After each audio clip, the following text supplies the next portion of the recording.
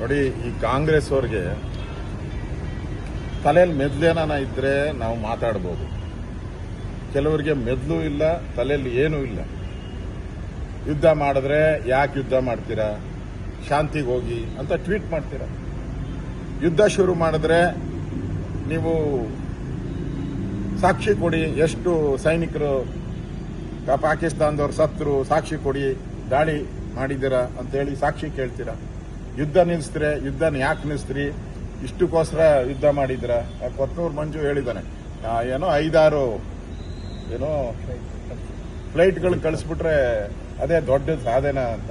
ಯಾರಿಗ ಅವಮಾನ? ಫ್ಲೈಟ್ ಓಡಿಸೋರು ಯಾರು? ನಾನು ಓಡಿಸ್ತೀನ? ಯಾರು ಓಡಿಸೋರು? ಸೈನಿಕರು ಓಡಿಸೋರು. ಹಂಗಾರೆ ಸೈನಿಕರು ಇವಾಗ ತೋರಿಸಿರುವಂತ ದಾಖಲೆಗಳೇನಿದೆ ಅದು ಥ್ರೂ ಸ್ಯಾಟಲೈಟ್ ದಾಖಲೆಗಳನ್ನ ತೋರಿಸಿರೋದು. ಹಂಗಾರೆ ಸೈನಿಕರನ್ನೇ ನಂಬಲ್ಲ ಅಂದ್ರೆ ಈ ಕಾಂಗ್ರೆಸ್ ಅವ್ರಿಗೆ ಮಾನ ಮರ್ಯಾದೆ ಇದೆಯಾ? ನಿಮ್ಗೆ ಮಾನ ಮರ್ಯಾದೆ ಯೋಗ್ಯತೆ ಇದೆಯೇನ್ರಿ ಈ ದೇಶದ? ನೀವೆಲ್ಲ ನೆಮ್ಮದಿಯಾಗಿ ಮನೆಗಿದ್ದೀರಾ, ಆರಾಮಾಗಿ ಶೂಟು ಬೂಟ್ ಹಾಕೊಂಡು ಓಡಾಡ್ತಾ ಇದ್ದೀರಾ. ಸೈನಿಕರು ಗಡಿ ಕಾಯ್ತಾ ಇರೋದ್ರಿಂದ ಅವರ ಕುಟುಂಬ ಅವರೆಲ್ಲ ಸ್ಯಾಕ್ರಿಫೈಸ್ ಇಂದ ನಾವು ಇಲ್ಲಿ ಬದುಕಿ ನಾವಿದ್ದೀರಿ. ಅಂತ ಸೈನಿಕರ ಬಗ್ಗೆ ಈ ತರ 4-5 ಫ್ಲೈಟ್ಗಳು ಕಳಿಸ್ಬಿಟ್ರೆ ಆಗೋಡ್ತಾ ಅಂತ ಹೇಳಿದ್ರೆ ಸೈನಿಕರಿಗೆ ಅವಮಾನ ಮಾಡ್ದಂಗೆ.